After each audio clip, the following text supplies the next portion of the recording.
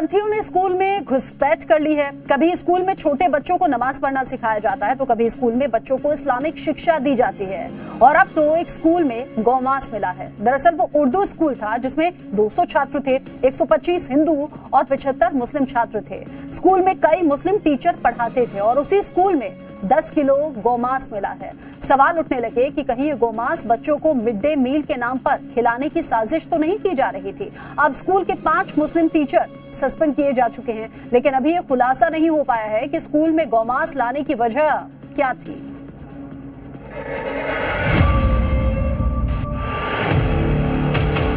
हीरामुडी school का हाल है, गौमांस लाया जा रहा है। बेशरम लोगों को देखो ना, भारत की आस्था के साथ कैसे खिलवाड़ कर रहे हैं। आप लाई हैं कि वो लाया है? कौन लाया है? उस व्यक्ति का नाम बताओ, कौन लेके आया है? मेरे गांव में तो खुद ही होता है, तो हम यहाँ काहे खातिर लाए? जो लोग गाय को खाते हैं क्या वे सुअर का दूध पीते हैं क्या? दूध गाय का ही पीता होगा। गुलाबी रंग की इस इमारत के पीछे कट्टरपंथी अपने काले कारनामों को लंबे समय से अंजाम दे रहे थे। कट्टरपंथियों ने स्कूल में घुसपैठ कर दी थी। इसका सबूत 1, 2, 3, 4 ये 4 थैलियां हैं जिन्हें हम आपको दिखा नहीं सकते हैं क्योंकि ये करोड़ों हिंदुओं की धार्मिक भावनाओं को ठेस पहुंचा सकती है। इन थैलियों में गौमांस है। स्कूल के अंदर 10 किलो गौमांस। आप भी हैरान रह गए ना? यकीन मानिए ये सच है। स्कूल के अंदर गौमांस। ये थैलियां उस कट्टरपंथी मानसिकता पर सवाल उठाती हैं जो सनातन धर्म में पूजनीय मां का दर्जा रखने वाली गौमाता को काटकर अपना आहार बनाते हैं। योगी उन पर लगातार फायर भी हैं। जो लोग गाय को खाते हैं क्या वे सुअर का दूध पीते हैं क्या? यानी ये प्रकृति से प्रदत्त उपहार है, देवीय उपहार है। समुद्र मंथन से निकले वे रत्न हैं जो हमें मातृशक्ति के संबोधन के साथ जोड़ता है। स्कूल के अंदर गौमांस क्यों आया था आगे आपको बताएंगे, लेकिन देखिए कैसे इस घटना से लोगों का गुस्सा बढ़ गया। ये हंगामा, ये बवाल, लोगों को शांत करती पुलिस बिहार के सासाराम में उस उत्क्रमित उर्दू मध्य स्कूल के बाहर खड़ी है जहां से ये गौमांस जब्त किया गया है। हंगामा खड़ा था कि स्कूल के अंदर मांस मिला है तो फौरन एफएसएल और प्रशासन की टीम वहां पहुंची, गौमांस को जांच के लिए भेजा जिसमें गौमांस की पुष्टि भी हुई। इसके फौरन बाद पुलिस प्रशासन ने स्कूल के प्रिंसिपल समेत 5 मुस्लिम टीचर्स को हिरासत में ले लिया। जिन शिक्षकों के खिलाफ कार्रवाई की गई उनके नाम हैं अख्तर अली, मोहम्मद इमरान, अनवर खान, सूफिया खातून और हिना कौसर। इन 5 को तत्काल प्रभाव से निलंबित भी कर दिया गया है। लेकिन देखिए पुलिस की गाड़ी में बैठी इन शिक्षिकाओं के चेहरों पर जरा सी शिकन नहीं है, अकड़ जस की तस है। ये अपने पाप, अपने गुनाहों को मानने को तैयार नहीं है। आप लाई हैं कि वो लाया है? कौन लाया है? उस व्यक्ति का नाम बताओ, कौन लेके आया है? मेरे गांव में तो खुद ही होता है, तो हम यहाँ काहे खातिर लाए? आरोपी शिक्षक चाहे गौमांस वाली साजिश को जितना छिपाने की कोशिश क्यों ना कर ले, स्कूल में कट्टरपंथी साजिश का सच सामने आ चुका है। इसका खुलासा तब हुआ जब बुधवार को स्कूल खुला। एक क्लासरूम से कुछ बच्चों को बदबू आने लगी। पेरेंट्स को इसकी जानकारी दी गई तो क्लासरूम की अलमारी से 4 थैलियों में गौमांस मिला। इसकी जानकारी मिलते ही बड़ी संख्या में स्कूल परिसर में भीड़ जुट गई। लोगों का आरोप है कि यह गौमांस मिड डे मील के नाम पर बच्चों को परोसने के लिए लाया गया होगा। नाम से स्कूल उर्दू है लेकिन यहाँ पढ़ने वाले ज्यादातर छात्र हिंदू हैं। हिंदू और मुस्लिम दोनों समुदायों के बच्चों को मिलाकर कुल 200 छात्र यहाँ पढ़ते हैं, जिनमें 125 हिंदू और 75 मुस्लिम बच्चे शामिल हैं। ऐसे में वहां स्थिति इतनी तनावपूर्ण हो गई कि करीब 3 घंटे तक स्कूल परिसर के बाहर नारेबाजी और विरोध प्रदर्शन हुआ। स्कूल में गौमांस की घटना ने हिंदू संगठनों का भी पारा हाई कर दिया। गौ माता का मांस खाने वाले लोग हैं, ये सनातन धर्म के सबसे बड़े दुश्मन है। अब तो हद हो गया। सरकारी स्कूलों में मिड डे मील के नाम पर हिंदू बच्चों को गौ मांस खिला रहे हैं। इनका सस्पेंड और निलंबन से केवल काम नहीं चलेगा, ऐसे जिहादियों को उठाकर सड़कों पर, बीच चौराहों पर इनको फांसी होना चाहिए। स्कूलों में कट्टरपंथियों की घुसपैठ पहली बार नहीं हुई है। अलग अलग शहरों में अलग अलग वक्त पर ये सामने आती रहती हैं। कभी स्कूलों में नमाज, कभी अल्लाहू अकबर के नारे, कभी दीवारों पर कुरान की आयतें टांगने की तस्वीर सामने आई है। और बिहार के कुछ स्कूलों में तो रविवार की जगह जुमे के दिन छुट्टी जैसे मामले भी सामने आ चुके हैं। इसलिए सवाल उठने लगा कि नमाज तकरीर के बाद अब स्कूल में गौमांस वाली साजिश रची गई। बिस्मिल्लाहिर्रहमानिर्रहीम। आगाज है रहीम व करीम अल्लाह के बाबरकत नाम से, जिसने हमें बोलने का सलीका सिखाया। इसी आशंका को देखते हुए हिंदू बच्चों के माता पिता और हिंदू संगठन मामले की निष्पक्ष जांच और दोषियों पर कड़ी कार्रवाई करने की मांग पर अड़ गए, ताकि आगे कट्टरपंथी सनातनियों के खिलाफ साजिश रचने से पहले 100 बार सोचे। ब्यूरो रिपोर्ट, जी मीडिया। यूपी में रूल ऑफ लॉ चलता है। जो रूल ऑफ लॉ से इधर उधर होता है उसे योगी फोर्स लाइन पर ले आती है। एक भाईजान ने योगी के इस रूल ऑफ लॉ को चैलेंज कर दिया और तहसील दफ्तर में ही नमाज पढ़ ली। यूपी में तो ईद पर भी सड़क पर नमाज नहीं पढ़ी जाती, फिर सामान्य दिन में सरकारी दफ्तर में नमाज पढ़ी गई। उसके बाद क्या हुआ, रिपोर्ट देखिए।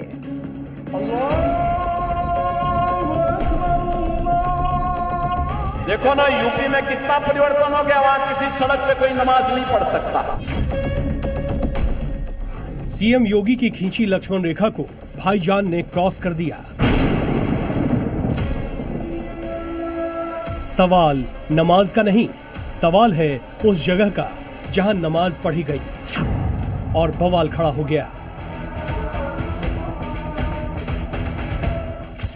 सिर पर टोपी, लंबी दाढ़ी, सफेद कुर्ता पहने ये शख्स जहां खड़े होकर नमाज पढ़ रहा है वो ना तो कोई मस्जिद है और ना ही कोई ईदगाह और ना ही कोई मजार, बल्कि ये एक सरकारी दफ्तर है। सरकारी दफ्तर है तो हर आने जाने वालों का इस तहसील पर उतना ही हक है जितना नमाज पढ़ने वाले का। लेकिन भाईजान ने इसे अनदेखा कर दिया। नमाज पढ़ने का वक्त हुआ और आओ देखा न ताओ वहीं बैठ गए। न दूसरों की असुविधा का ख्याल आया, न सरकारी दफ्तर होने का कायदा दिखा। सुशासन की पहली शर्त है कानून का राज।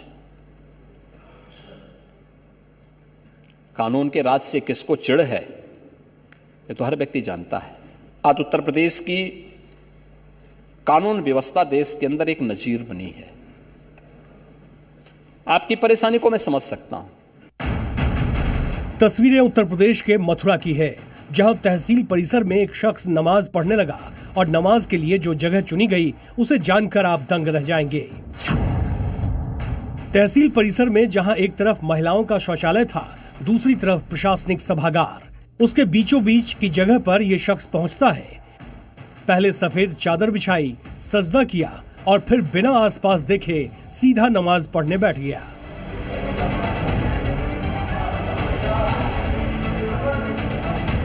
आसपास लोग मौजूद थे, सब शख्स को नमाज पढ़ते देख रहे थे। किसी ने नमाज में खलल न डालना मुनासिब समझा, लेकिन चूंकि तहसील है लिहाजा बात वकीलों तक पहुंची और विरोध की चिंगारी आग बनकर दहकने लगी। वकीलों ने विरोध करना शुरू कर दिया। जब पूछा गया कि कैसे सरकारी दफ्तर में नमाज पढ़ी गई तो नमाज पढ़ने वाला शख्स इसे गलती बताने लगा। मेरी जानकारी में नहीं था, मुझसे गलती हो गई। मेरी जानकारी में नहीं था, मुझसे गलती हो गई। शख्स ने बताया कि वो तहसील में अपने सरकारी काम से आया था और जैसे ही वक्त मिला उसने नमाज शुरू कर दी। इसके बाद अब मामले की जांच की मांग हो रही है। ये बहुत ही दुर्भाग्यपूर्ण घटना है। वहाँ के अधिवक्ता समाज ने भी इसका विरोध किया है। जब इनके लिए मस्जिद, मजार, मदरसे बने हुए हैं तो वहाँ पर इनको नमाज पढ़नी चाहिए। ये सार्वजनिक के स्थानों पर नमाज पढ़ के ये माहौल को खराब करना चाहते हैं। ऐसे लोगों पर जब तक कठोर कार्रवाई नहीं होगी तब तक ये लोग मानेंगे नहीं। नमाज अगर आपको पढ़ना है तो मदरसे में पढ़िए, मस्जिद में पढ़िए। सार्वजनिक स्थल कोई नमाज पढ़ने की जगह थोड़ा ही है। ये तो आप लोग दंगा भड़काने का काम कर रहे हैं। मैं तो सरकार से निवेदन करूंगा कि इन लोगों के ऊपर कठोर से कठोर कार्रवाई होना चाहिए। सीएम योगी बार बार कह चुके हैं कि नमाज से बैर नहीं, लेकिन सार्वजनिक जगहों पर नमाज पढ़ी जाए तो खैर नहीं। और नमाज पढ़ने की जगह आपकी ईदगाह होगा, आपका मस्जिद होगा, सड़क नहीं हो सकती। मुद्दा सिर्फ मथुरा का नहीं है। इसके पहले रामपुर में सड़क पर बीचों बीच नमाज पढ़ने की खबर के कारण तनाव का माहौल बना। उसके पहले अलीगढ़ में ईदगाह के सामने सड़क पर नमाज अदा किए जाने को लेकर विवाद खड़ा हो गया और अब मथुरा में तहसील में ही नमाज पढ़ी गई। सरकार के दो टूक निर्देशों के बावजूद कभी सड़क पर नमाज अदा की जा रही है, कभी सरकारी दफ्तर में नमाज शुरू हो जाती है, कभी बस में तो कभी ट्रेन में। हर बार बवाल होता है, हर बार विवाद होता है, लेकिन मुद्दा हल नहीं होता। तो इसकी महज एक वजह दिखाई देती है, वो है नियम कायदा मानने से सार्वजनिक जगहों पर नमाज पढ़ने वालों का इनकार। ब्यूरो रिपोर्ट, जी मीडिया। महिलाओं के सम्मान, बेटियों की सुरक्षा के लिए यूपी के सीएम योगी आदित्यनाथ कितने सीरियस हैं, ये बात 9 साल से ज्यादा बीत जाने के बाद भी आज कुछ लोग हैं जिन्हें समझ नहीं आती है। अब जब समझ नहीं आती तो फिर योगी फोर्स उन्हें अपने स्टाइल में समझाती है, क्योंकि महिलाओं और बेटियों की सुरक्षा से समझौता योगी सरकार की डिक्शनरी में है ही नहीं। देखियो ये नाच रही है, देखियो है कोई कमी में, है कोई कमी इनमें बरेलियों में।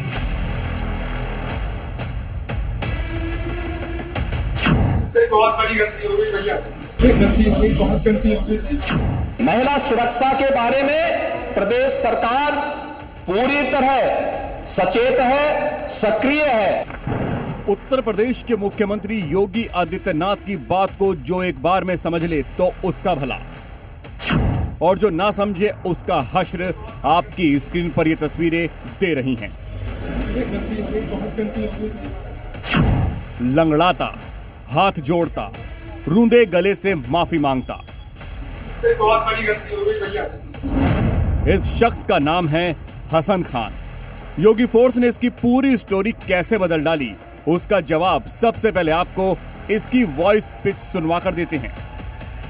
ये नाच रही है, देखियो है कोई कमी में, है कोई कमी इनमें बरेलियों में।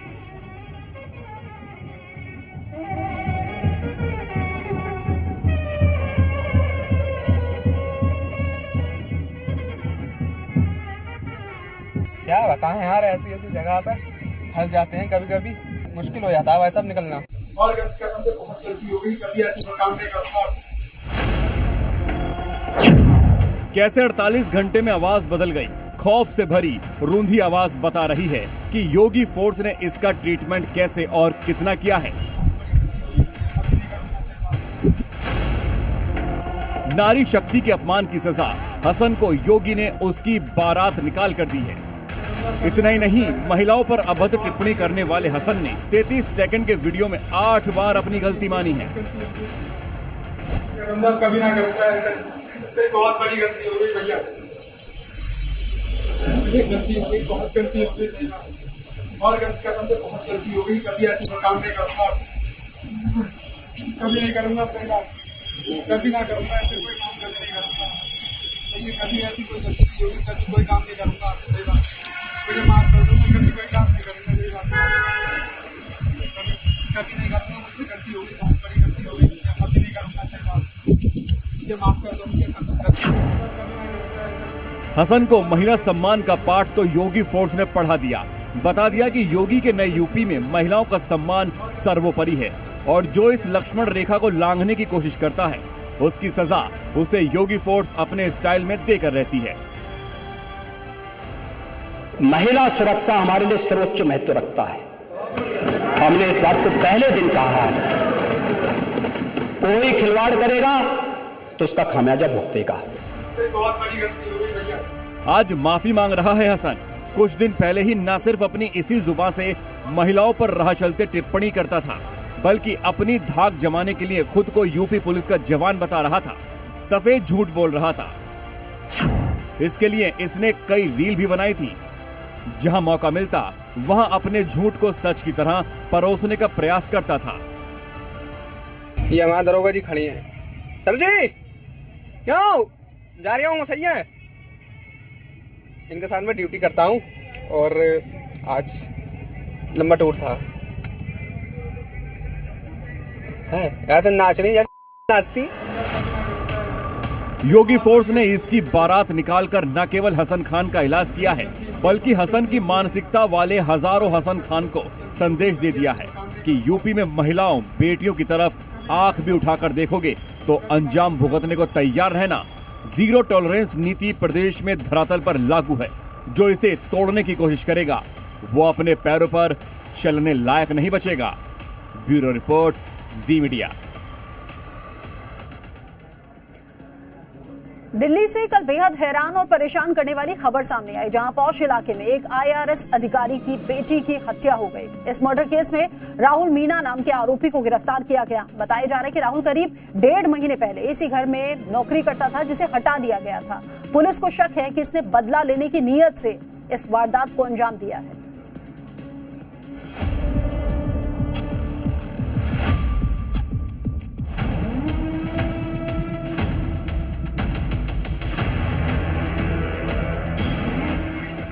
देश की राजधानी दिल्ली का पौष इलाका, IRS अधिकारी का आलिशान मकान,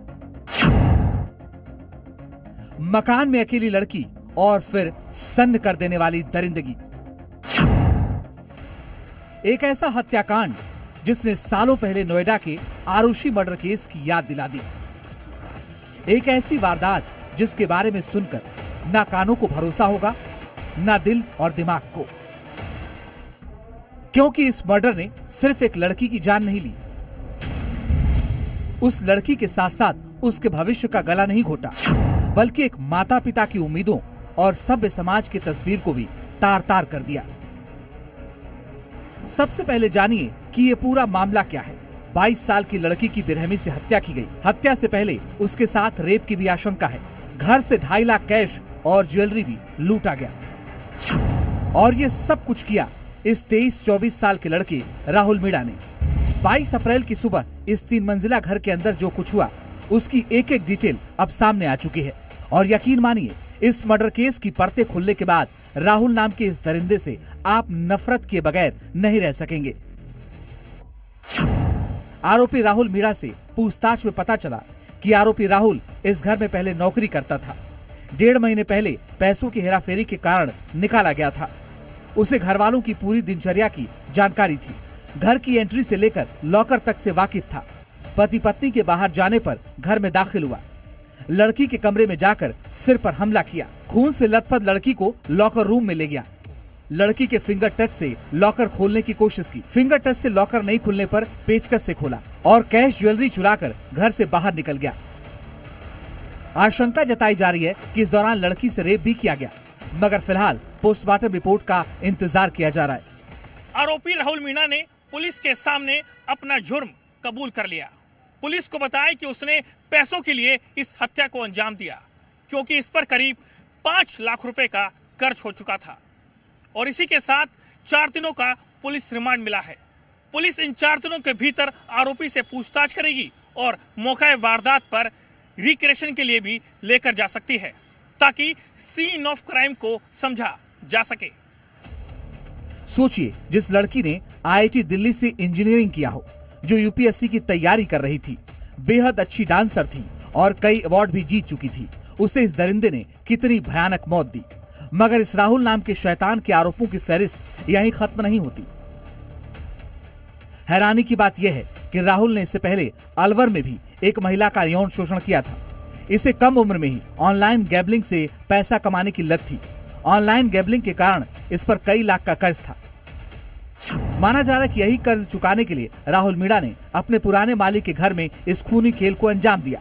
मगर अब ये शैतान दिल्ली पुलिस के शिकंजे में है और इसके तमाम गुनाहों का बही खाता तैयार किया जा रहा है। ब्यूरो रिपोर्ट, जी मीडिया।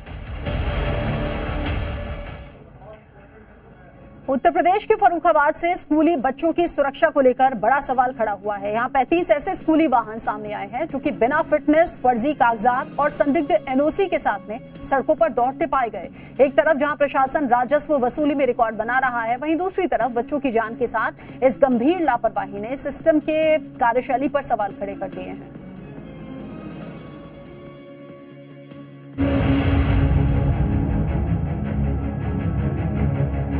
उत्तर प्रदेश में स्कूली बच्चों की सुरक्षा को लेकर एक गंभीर सवाल खड़ा हुआ है। फर्रुखाबाद से सामने आई तस्वीर सिर्फ एक जिले की समस्या नहीं, बल्कि पूरे सिस्टम की कार्यप्रणाली पर सवाल उठाती है। जहां एक ओर राजस्व वसूली के रिकॉर्ड बनाए जा रहे हैं, वहीं दूसरी ओर बच्चों की जान जोखिम में डाली जा रही है। फर्रुखाबाद में 35 स्कूली वाहन फर्जी कागजात, बिना फिटनेस सर्टिफिकेट और संदिग्ध एनओसी के साथ खुलेआम सड़कों पर दौड़ते मिले। ये सिर्फ नियमों का उल्लंघन नहीं, बल्कि बच्चों की जान के साथ सीधा खिलवाड़ है। चौंकाने वाली बात यह है कि जिस सिस्टम ने 109% टैक्स वसूली, 120% चालान और 178% उपलब्धि के आंकड़े हासिल किए, वही सिस्टम बच्चों की सुरक्षा जैसे बुनियादी मुद्दे पर पूरी तरह फेल नजर आता है।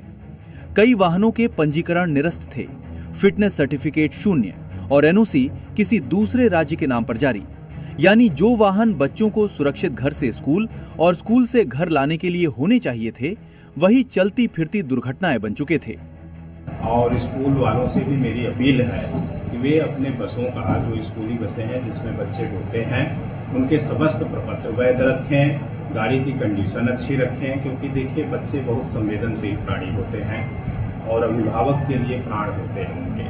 तो सबसे मेरी अपील है, इसमें सरकारी महकमा के साथ साथ प्राइवेट अभिभावकों और जो प्राइवेट ऑपरेटर्स एसोसिएशन है, उनसे भी मेरी अपील है, उनसे भी मेरा निवेदन है, वाइस नहीं रखने पर इन्फोर्समेंट की कार्यवाही होगी। अब बड़ा सवाल यह है कि इतनी बड़ी लापरवाही आखिर कैसे हुई? क्या ये सिर्फ सिस्टम की चूक है या फिर कहीं न कहीं मिली भगत भी है? इतने बड़े स्तर पर फर्जी कागजात के साथ वाहन चलना किसी एक व्यक्ति की गलती नहीं हो सकती। इस पूरे मामले में जिम्मेदारी सिर्फ प्रशासन की नहीं है, स्कूल प्रबंधन और वाहन संचालकों की भूमिका भी उतनी ही अहम है। क्या उन्होंने कभी इन वाहनों की वैधता की जांच की? सवाल अभिभावकों पर भी उठता है। क्या उन्होंने बच्चों को भेजने से पहले कभी ये जानने की कोशिश की कि जिस वाहन में उनका बच्चा जा रहा है वो सुरक्षित भी है या नहीं? फर्रुखाबाद की ये घटना एक बड़ा संकेत है कि कहीं न कहीं व्यवस्था में संतुलन बिगड़ रहा है।